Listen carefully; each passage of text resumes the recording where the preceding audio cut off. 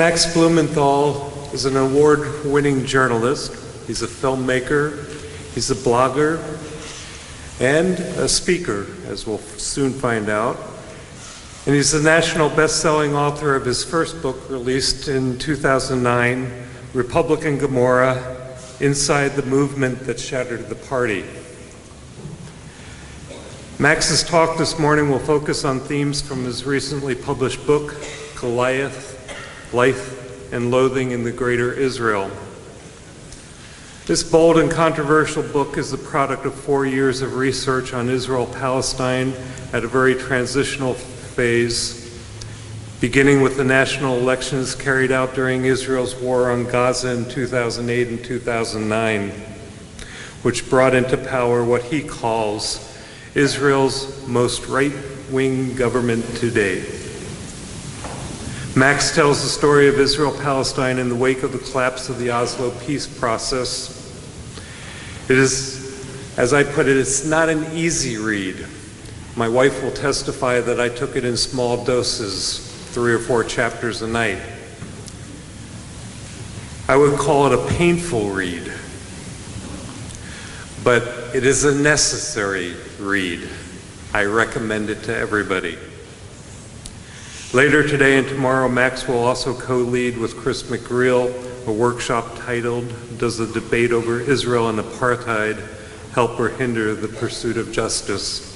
Tomorrow, he will join Miko Peled and Steve Neva in a plenary on the Judaization of Palestine. Max's plenary this morning is titled Sundown Towns and the Anti-Miscegenation Crusades, the Peculiar Institutions of Israel. It is with very great pleasure that I introduce Max Blumenthal.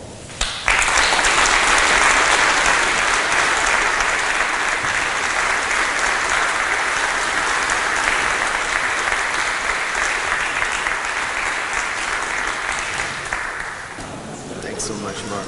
And so, I feel rich being here today and pledging my fealty to Naim Atik and being with Craig and Cindy Corey and so many of my heroes, my intellectual and moral heroes.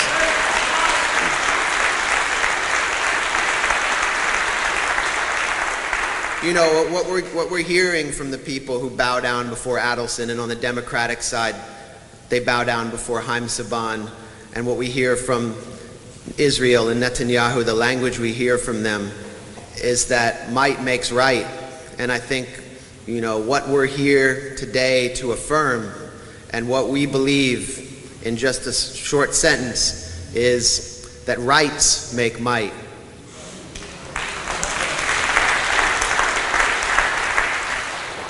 I have had a hard time at some points promoting this book. The Zionist gag rule is applied to me, and they found out that I had nothing to lose. There was no job they could take away from me. But they still tried.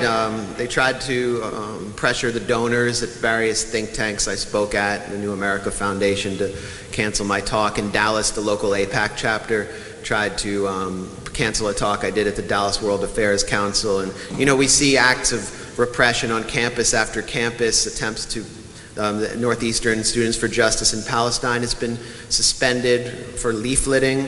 I was just at the University of Michigan. There was just a massive campaign of suppression there. There are bills in several states to punish academic organizations for calling for a boycott. And it's clear that, first of all, they won't debate me or any of us on the facts. They won't discuss this issue on the merits. And there's something that the pro-Israel forces in this country are trying to cover up. There's something they're afraid of, and what it is simply the facts on the ground and history. And that's what I sought to do with this book, is just pack it all between 2 pages and show Americans the real Israel they don't know.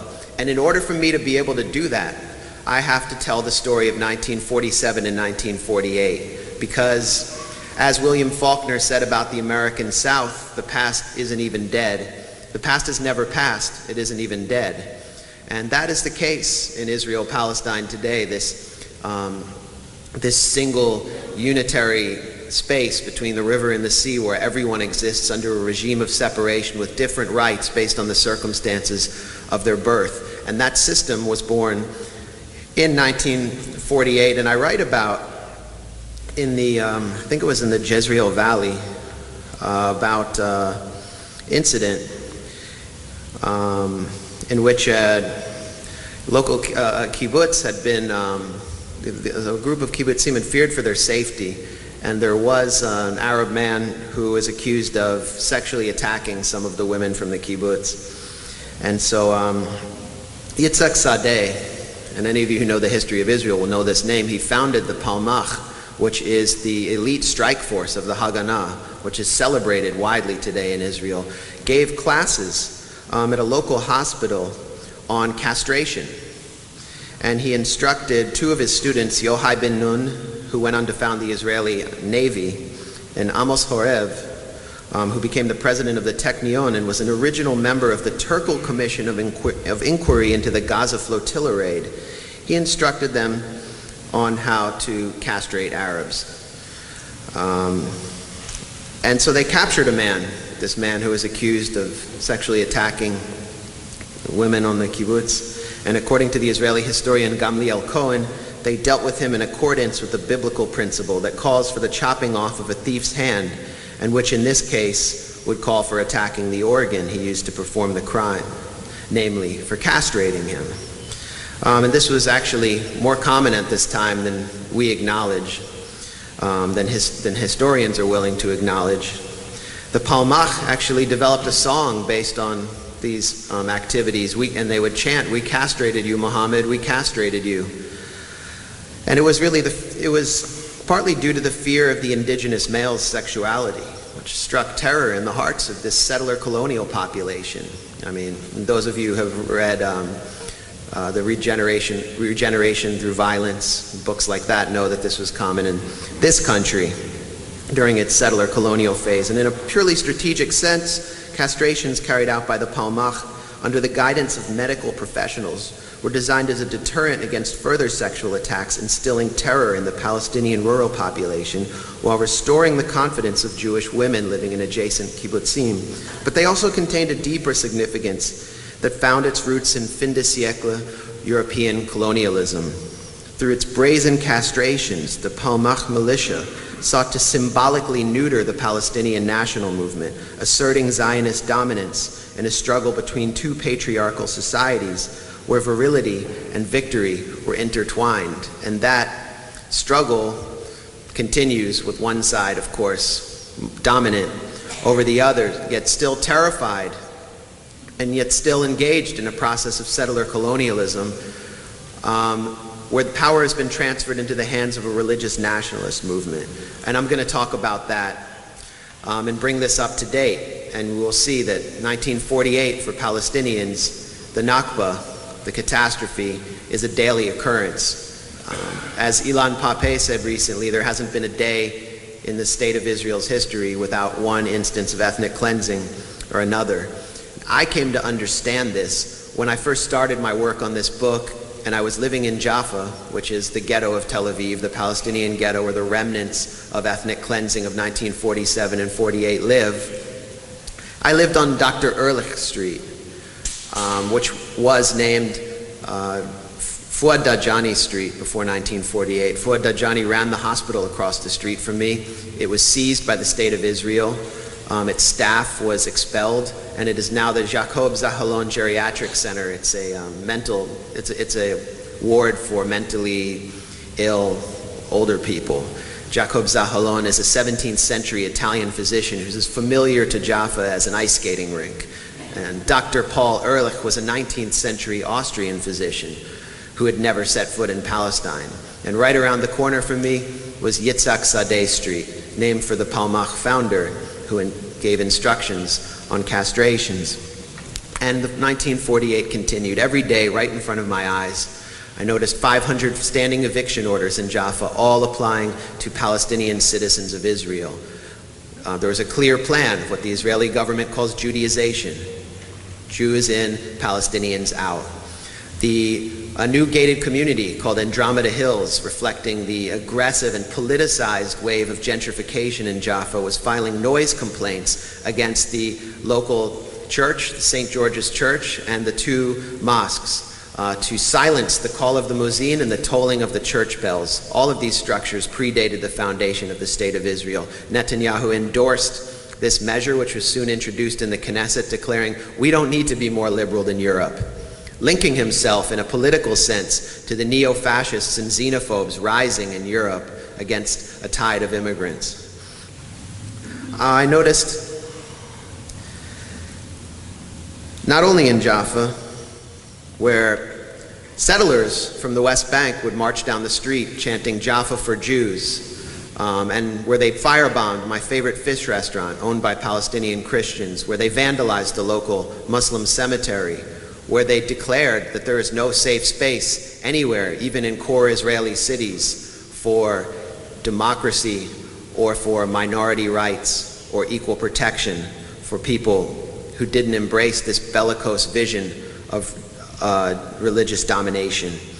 I noticed it 15 minutes east in the Abu Aid refugee camp in Lod, which cannot declare itself as an official refugee camp and cannot receive aid from international agencies, but which consists of 15 families, hundreds of people whose homes were destroyed simply because they couldn't get building permits, because it's nearly impossible as a Palestinian citizen of Israel to get a permit to build according to your natural growth. Why? For the same reason that I described why Israel was seeking to drive out Palestinians in 1948. In order to maintain a Jewish state, you need to have a supermajority of Jews, a demographic majority, and you have to socially engineer through violence or through anti-democratic laws the level of Palestinians or indigenous people or non-Jews that live under your control. And so I arrived at this camp, and it was in rubble. It was actually had been a neighborhood the day before, and I met children doing their homework in tents.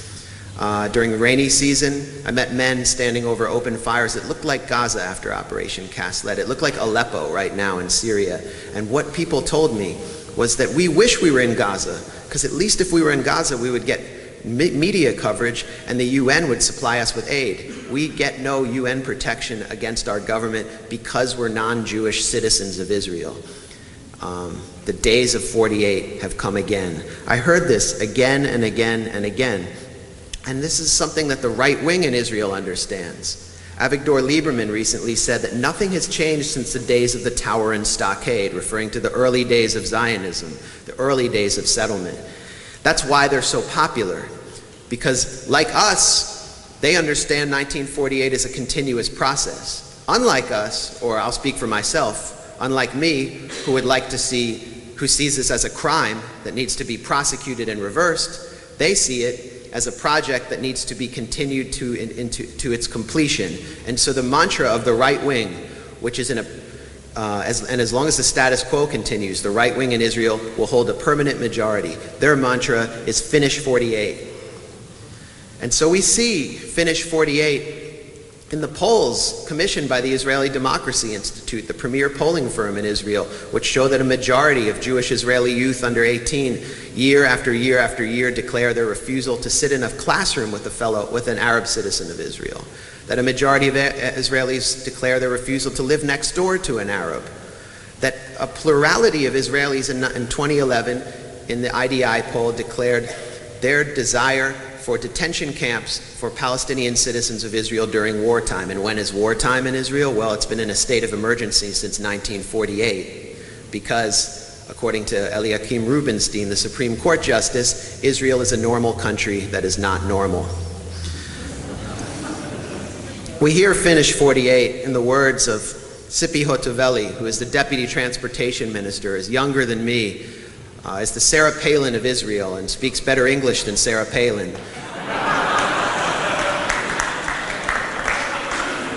It's an attractive, telegenic woman who declared that I am a Jewish racist. Ani gezanut Yahudit. I want a Jewish majority. I want a Jewish state.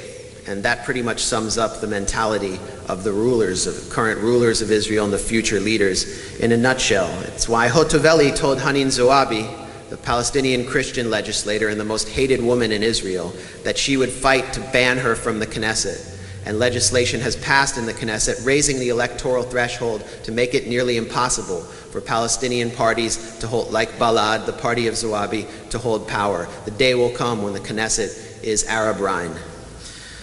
We hear Finish 48 in Naftali Bennett, the economic minister's plan to annex the West Bank, hand over Palestinians to Jordan, and force the rest in Area C to either take loyalty oaths to the Jewish state or be ethnically cleansed, and that is the plan. And we hear Finish 48 in the tracts of state-funded rabbis, tracts like Torat HaMelech, the King's Torah, which I wrote about in my book and was harshly criticized for simply reporting on.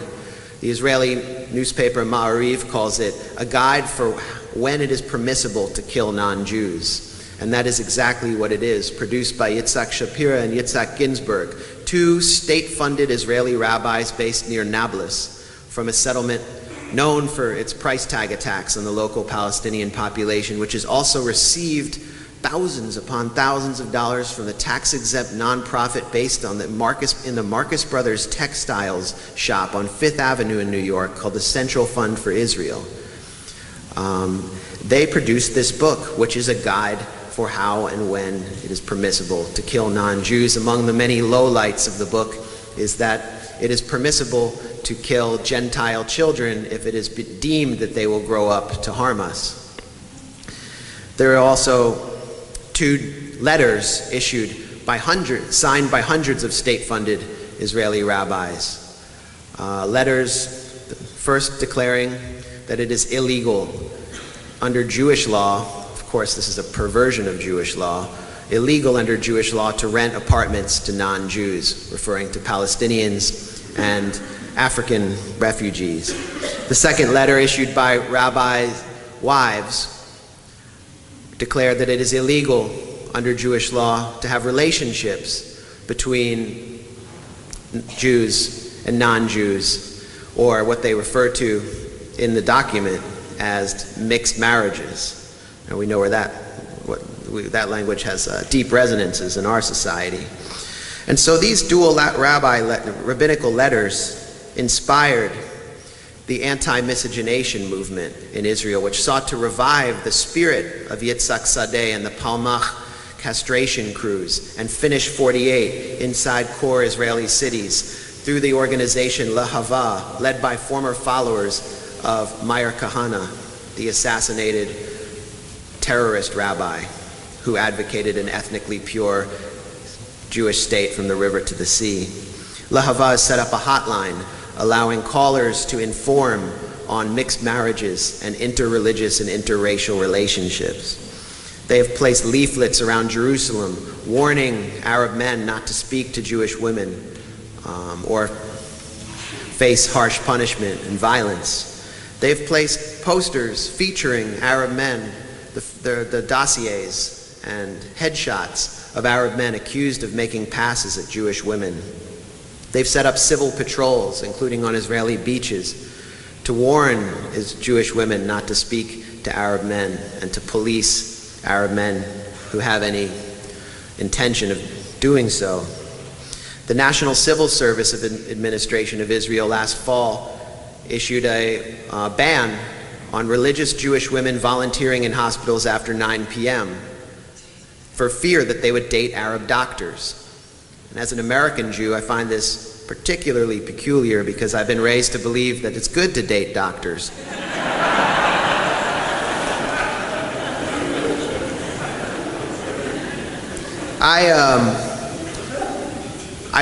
I produced a video called Feeling the Hate in Jerusalem during one of my first reporting trips to Israel. It's been banned by YouTube, banned by Vimeo. The Huffington Post refused to feature it. It was widely denounced because I simply showed young American Jews and Israelis kind of in a competition for who could make the most racist statement about Barack Obama and about African Americans, about Palestinians. It was a scene of just extreme, very organic, spontaneous racism in Zion Square, in the heart of Jerusalem, a place that many Jews consider the spiritual heart of the Jewish people. I personally, consider Second Ave, where there's the delis and the Yiddish theaters, to be that, but that's just me. I saw this video kind of as a warning. It was a warning of what was to come. This was at the dawn of the Netanyahu era, of the Avigdor Lieberman era. And I wanted to warn people of the racism that was present and where it could lead. The warning was ignored, to my dismay, predictably, but I still found it tragic the way this video was treated and censored. And so in the summer of 2012, in the same exact location, in Zion Square in Jerusalem, a 19-year-old Palestinian named Jamal Julani was walking home from work on his way to East Jerusalem when he was set upon by a mob of Jewish youth, teenagers, no older than 16. 20 of them began beating him senseless, while hundreds stood by and watched and did nothing. Told by one of their female friends that Julani had made a pass at her. She later relented and admitted that her accusation was false, but one of the attackers, standing on the courthouse steps in Jerusalem, declared that his only regret was that he didn't kill Julani, who was in a coma at the time. And so we see that words have consequences, that settler colonialism has consequences, and that this is the natural course of Zionism as it seeks to consolidate the ethnically pure state that David Ben-Gurion and Theodore Herzl and the founding fathers sought to establish and failed to establish early on. Now there is a new demographic threat facing Israel in its quest for ethnic purity, causing hysteria throughout the country. It's the 60,000 African asylum seekers who have fled Janjaweed in Sudan, who have fled repression in Eritrea and found a new kind of Janjaweed in Israel as they sought sanctuary in a place that they believed embraced and embodied the lessons of the Holocaust.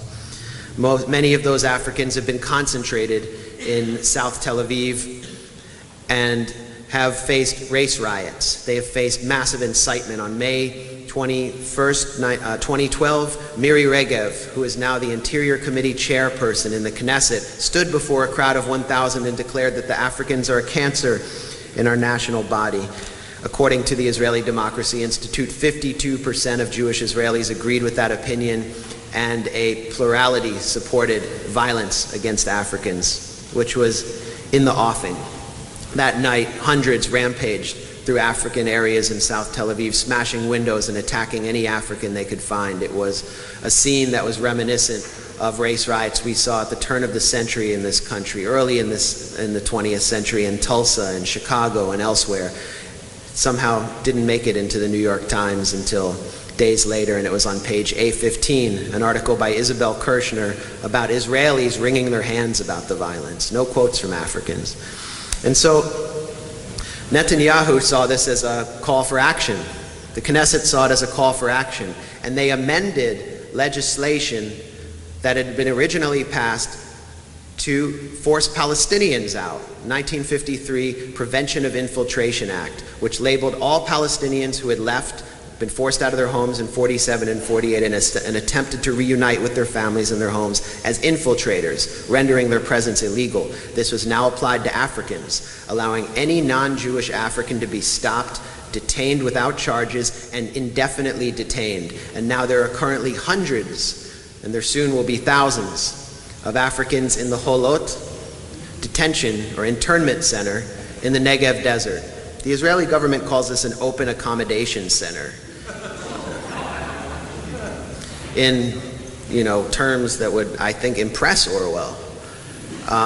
They do so because for those interned in this camp, you're allowed to leave, technically, if you just check in 3 times a day for roll call. But you have to be segregated from the Israeli public at night. At night the camp closes and you have to be there because of the fear that you will assimilate, the fear that you will meet Jewish Israelis, that you may form relationships with them, that you may have children of your own. Many of these Africans speak excellent Hebrew and are very productive members of Israeli society. Most of them speak better Hebrew than Alan Dershowitz and Abe Foxman. Unlike me, they cannot become citizens of the State of Israel. They cannot gain asylum because, unlike me, they don't have J-positive blood. And so there was a book by the historian James Lowen about towns that dotted the American landscape during the 1920s and 1930s. These towns enacted ordinances to prevent the presence of African Americans at night. And this includes Montgomery County, just outside Washington, D.C. And this has been abolished in this country, although it's still enforced through various means below the radar, like stop and frisk. But in Israel, it is part of the de jure system. And so, with this anachronistic system, which segregates non-Jewish Africans from the Israeli public at night, Netanyahu and the Israeli government has made Israel the largest sundown town in the world. I wanted to read you a testimony from this camp, but I don't have time. I just want to make a point, which is that this camp has been referred to by former Knesset Speaker Reuven Rivlin as a concentration camp. Rivlin from the Likud party, Rivlin the Sabra, whose family has lived in Israel for 8 generations. Not exactly an anti-Zionist militant, but someone who was disturbed by what was happening. And many Israelis are disturbed by what's happening and refuse to acknowledge that this is the natural outcome of an anachronistic system based on the philosophy of Zionism. But if you look in Israeli documents, this language is used as well. The document produced by Arnon Sofer, who is the key demographer in Israeli society. Sofer in Hebrew means counter, and they call him Arnon the Arab counter, because he advises successive governments on how to control the demography to maintain a Jewish majority. In Sofer's document on the Holot detention camp, he called for rikuz. Rikuz means concentration, the concentration of the African population. And rikuz, that term, is also featured on the website of the Yad Vashem Holocaust Memorial Foundation, which is Israel's main Holocaust museum, referring to the camps Jews were placed in during World War II. Of course, concentration camps are not unique to Jewish history. Zulus were kept in concentration camps. Native Americans are familiar with this system. Japanese Americans who are deemed to possess enemy race blood understand what concentration camps are. There are many living Japanese Americans who spent time in Manzanar in California. So this is not exclusive to Jewish history. However, there was someone who I write about in my book who saw this coming and saw that Zionism and Israel would soon enter a terminal phase. His name was Yeshayahu Leibovich, and I want to tell you about him and close with some of his prophecies. Leibovich possessed 3 PhDs. He wrote the Encyclopedia Judaica, one of the finest minds the Zionist movement ever produced. He was a man who is said to know more about Maimonides than Maimonides himself. And none of the religious nationalist rabbis of Israel would dare face him in a debate. He was an anti-establishment figure, but not an anti-Zionist, at least in 1967, when Israeli society erupted in celebration when they entered the West Bank and conquered the Gaza Strip and the Golan Heights. And Leibovich stood completely against his entire society and warned that the Arabs would be the working people and the Jews the administrators, inspectors, officials, and police, mainly secret police. A state ruling a hostile population of 1.5 to 2 million foreigners would necessarily become a secret police state with all this implies for education, free speech, and democratic institutions. He said that Israel's problems, needs, and functions, this is in 1967, will no longer be those of the Jewish people in Israel abroad, but those arising from the specific tasks of government and administration of this strange system of political domination. And he warned that there would be a deep social strife, similar to one that existed in Rhodesia, Zimbabwe. He called Israel Rhodesia under a Jewish authority. 2 years later, Leibovich issued his most harrowing and horrible prophecy.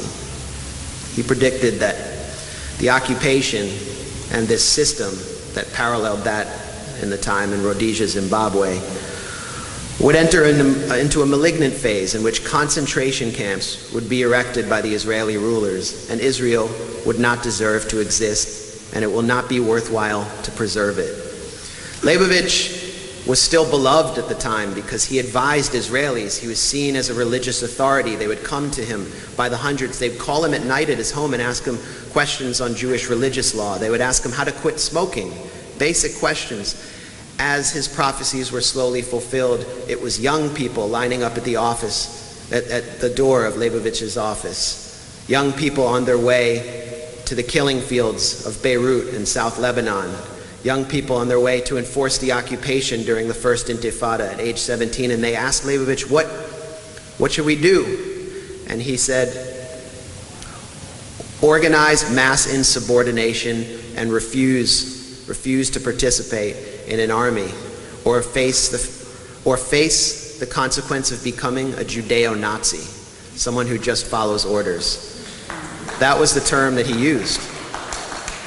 Leibovich was demonized for using this language and for calling for insubordination. Yet he was still nominated for the Israel Prize in 1991, Israel's top prize, its most prestigious award. Leibovich continued to call for a mass refusal until Defense Minister Yitzhak Rabin demanded that the prize be rescinded. He withdrew the prize. He said he didn't want to create any more rancor. And a year later, he died in his sleep and would soon be sort of forgotten by Israel. Now we look at the situation. We look at the situation on the ground. We look at the situation I describe in this book, a situation many of you have witnessed on your trips to Israel, Palestine, a situation that Naim witnesses every day in Jerusalem. And we realize that Leibovich's worst prophecies have been fulfilled, that they describe the reality on the ground. And yet his words still resonate with us. It is up to us, whose government is supporting the status quo and responsible largely for these facts on the ground and for protecting this anachronistic system. It's up to us to organize mass insubordination. It's up to us to refuse to comply. And it's up to us to change that reality on the ground. It's starting here. It will change here. And we'll be back here to celebrate the new reality, inshallah.